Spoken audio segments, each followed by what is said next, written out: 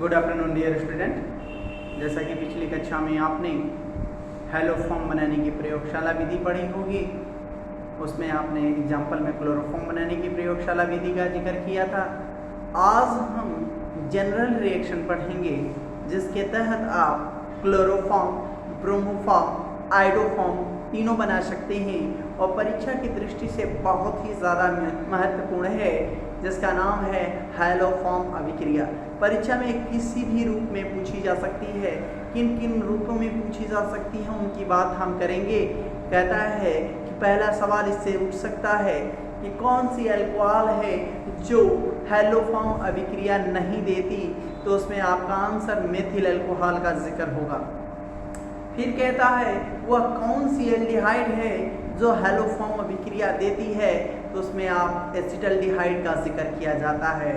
वह कौन सी कीटोन है जो आपका हैलोफॉर्म अभिक्रिया देती है, तो आप कहोगे सर इतनी क्राइटेरिया को याद करना मुश्किल है, कैसे कहा जाएगा, कैसे याद कर लेंगे, कैसे आप जान जाएंगे कि ये फला हैलोफॉर्म देगा और फला हैलोफॉर्म नहीं देगा। तो उसमें बहुत बड़ी बात नहीं है। आज शुरुआत करते हैं हैलोफॉर्म अभिक्रिया। इसमें आप जान लें क्या क्या। तो ऐसे अल्कोहल क्या करते हैं, पहला एथिल अल्कोहल, एथिल अल्कोहल या एल्डिहाइड में या कीटोन की बात करें, दोनों एक ही फैमिली है जिसमें कार्बोनिल समूह होता है, एल्डिहाइड या कीटोन।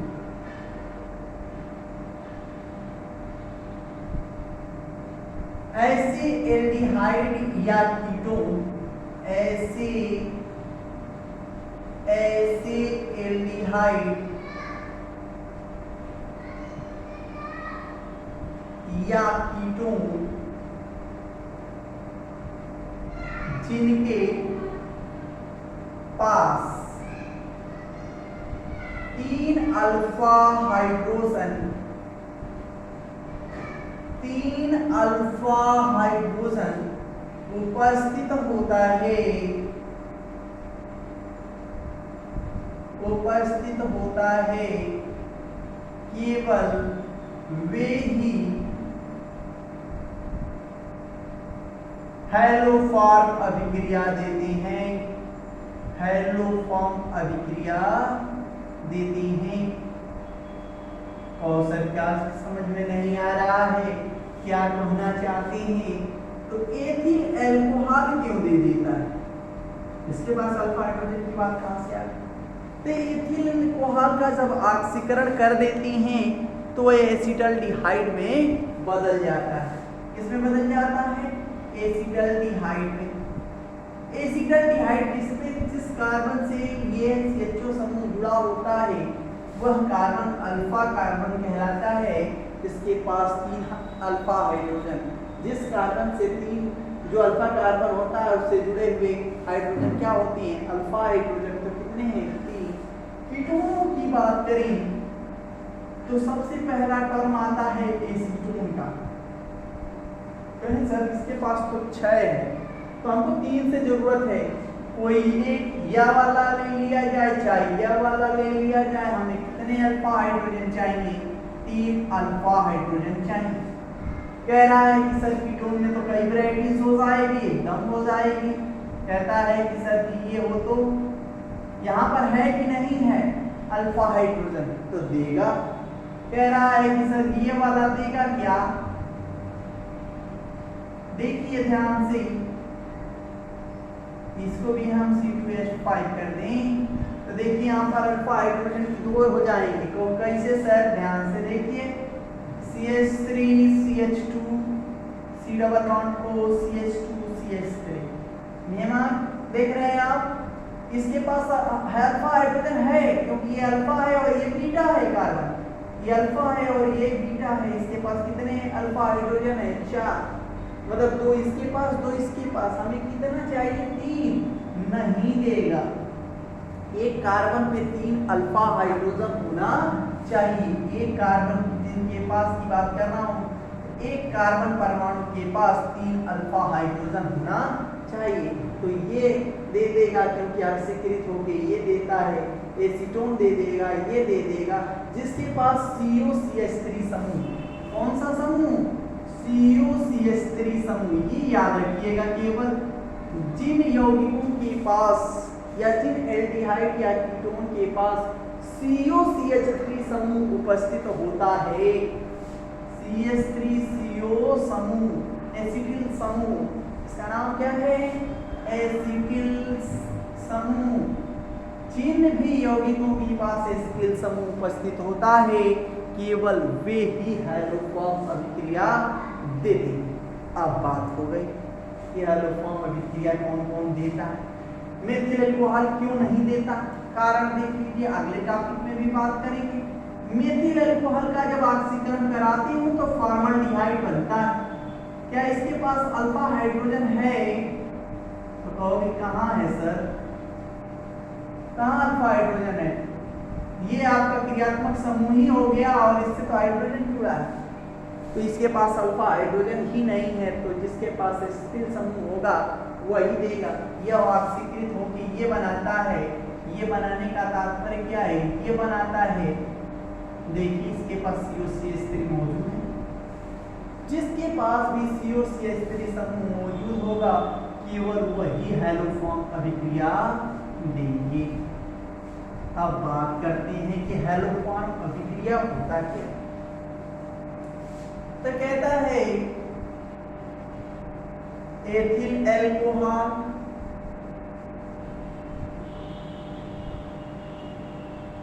जो आपको पढ़नी है, मैं बात करूं, एसिटल्डिहाइड, एसिटल्डिहाइड, एसीटोन, इन तीन रिएक्शंस को पढ़ लिया, आपका काम निकल जाए।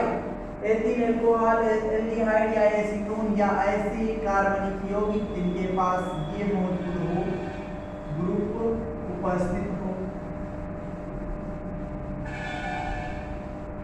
वे हाइड्रोजन परमाणु के साथ क्रिया करें। हाइड्रोजन में क्या होगा, क्लोरीन हो सकता है, ब्रोमीन हो सकता है, आयोडीन हो सकता है। कल बाहर आए क्लोरीन हाइड्रोजन परमाणु के साथ, हाइड्रोजन अणु के साथ आपके क्षारीय माध्यम, इस माध्यम में, क्षारीय माध्यम में क्रिया करके, क्षारीय माध्यम आपका NaOH से हो सकता है, चाहे सोडियम कार्बोनेट दिया जा सकता है। अक्सर हम क्या लेते हैं, कास्टिक सोडा या कास्टिक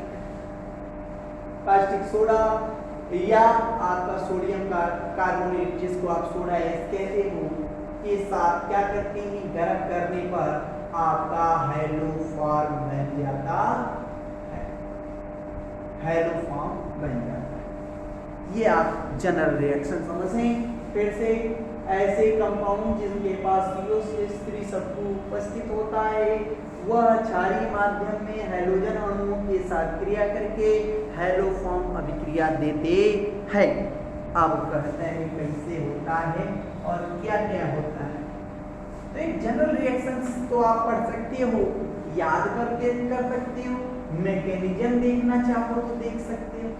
बात करते हैं, एक रिएक्शन हम लेते हैं, एथिल अल्कोहल की क्रिया क्लोरीन के साथ कराते हैं क्षारीय माध्यम में, तो याद हो गया तुरंत कि क्या बनेगा, क्लोरोफॉर्म बनेगा,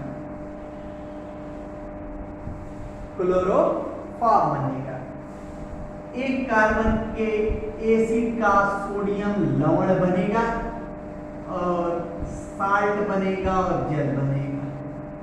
ये है पूरा रिएक्शन हैलोफॉर्म अभिक्रिया, जिसको ओनली वन स्टेप में कहते हैं। और याद करने का तरीका याद रखिएगा, 4 6 5 5। तो ये तो एक लाइन में आपने रिएक्शन पढ़ा कि एथिल अल्कोहल को,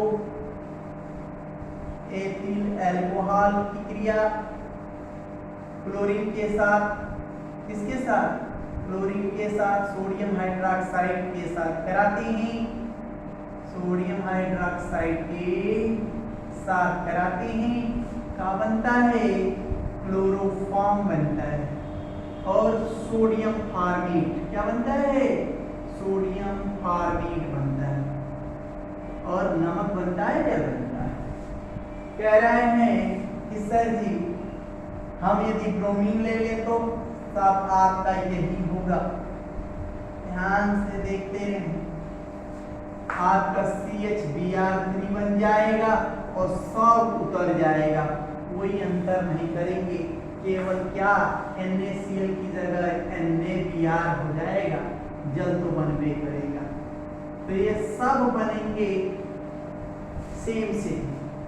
आपका आयोडीन ले लिया जाए तो क्या बनेगा, 4I2 कर देते हैं, 6NaOH ले लेते हैं, आपका बन जाएगा CHI3, सोडियम फॉर्मेट बनेगा, NaI बनेगा और जल तो बनबे करेगा। कह रहे हैं कि सर जी ये तो वन स्टेप मैकेनिज्म, मतलब वन स्टेप रिएक्शन आप बता रहे, क्रियाविधि भी बताइए। तो जो ये आपकी जो क्रिया है क्लोरीन ब्रोमीन आयोडीन के साथ, केवल एक चरण में नहीं होता, यह अभिक्रिया 3 चरणों में होती है, उसकी बात भी हम कर रहे हैं। अभी तो हम एथिल अल्कोहल के साथ कर रहे हैं, फिर एसीटोन के साथ भी आपको बताएंगे। कहता है कि क्या होता है सर, इसकी मैकेनिज्म बताइए। मैकेनिज्म मतलब क्रियाविधि, क्रियाविधि।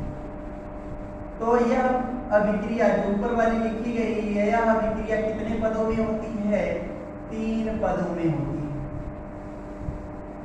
जैसा कि आपको पहले पढ़ाया जा चुका है क्लोरोफॉर्म बनाने की प्रयोगशाला विधि में।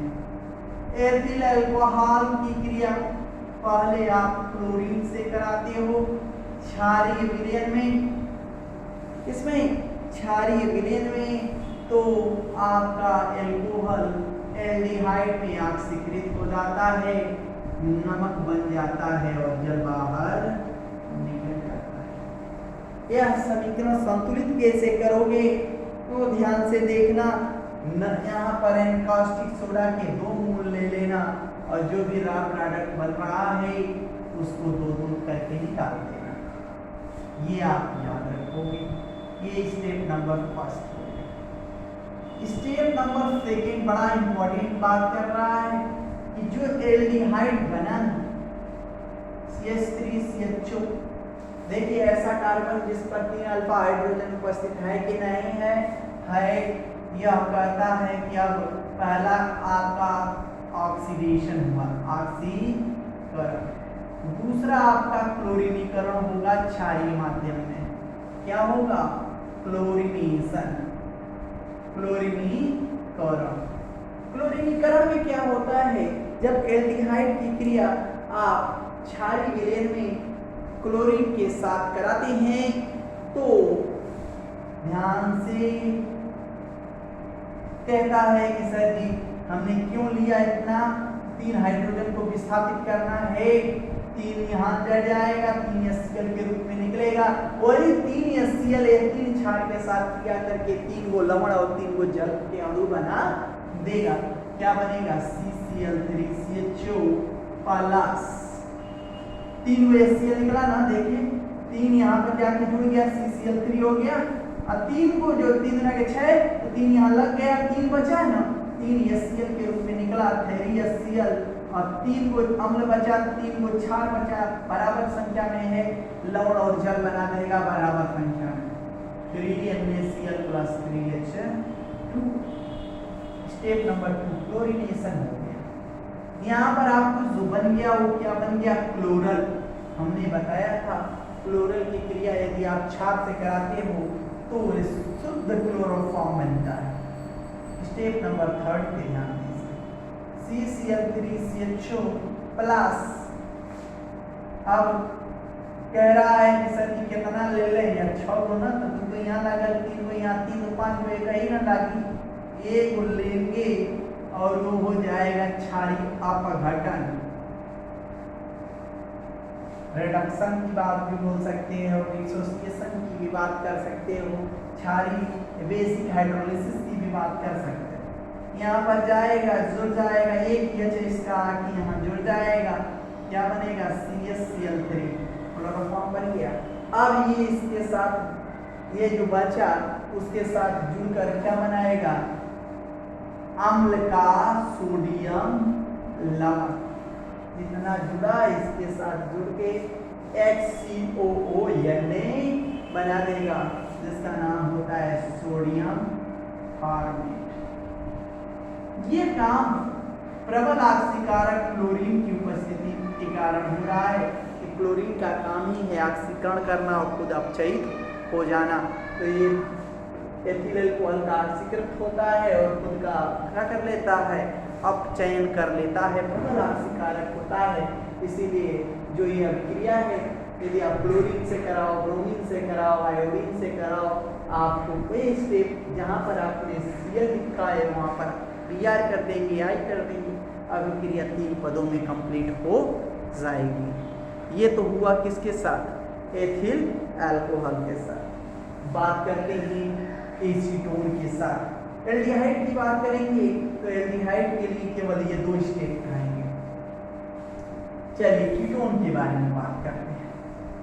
एल्डिहाइड की बात देखो, एसिटाल्डिहाइड तो एक स्टेप ये हो जाएगा, दूसरा स्टेप ये हो जाएगा, फर्स्ट एंड ये सेकंड एल्डिहाइड के साथ हो जाएगा। अब कहता है कि सर एसीटोन के साथ कराएंगे तो क्या करना पड़ेगा, ध्यान से देखिएगा।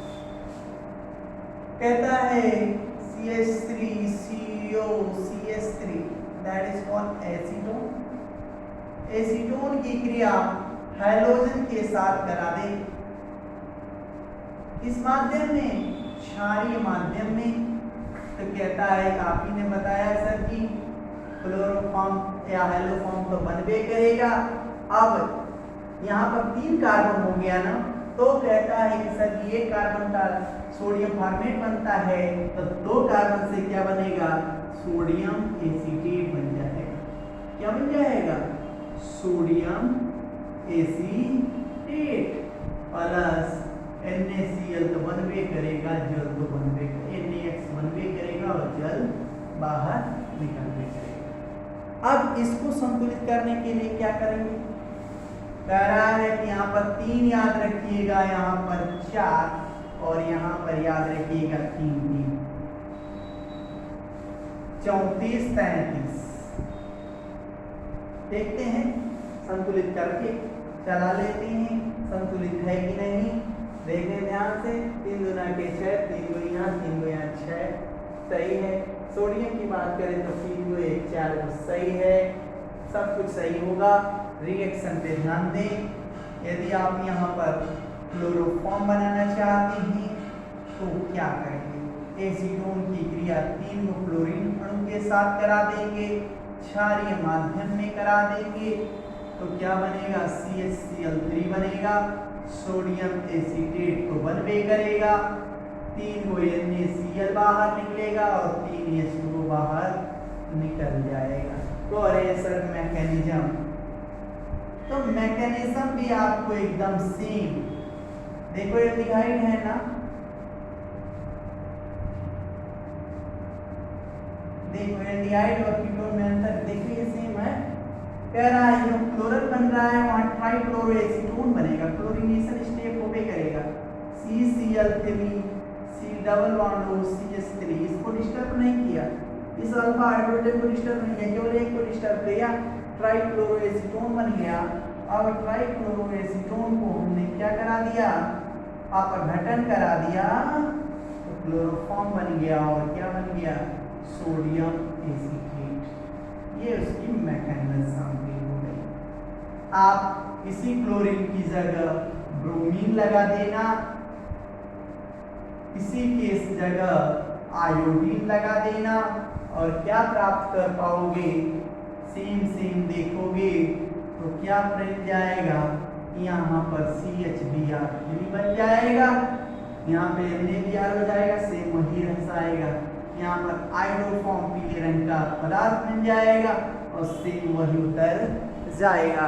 इस अभिक्रिया को पढ़िएगा, समझिएगा। नेक्स्ट डे और रिएक्शंस के बारे में भी बात करेंगे। इसी में हम आप सोडियम कार्बोनेट की भी बारे में नेक्स्ट क्लास में डिस्कस करेंगे। आज के लिए इतना ही, धन्यवाद।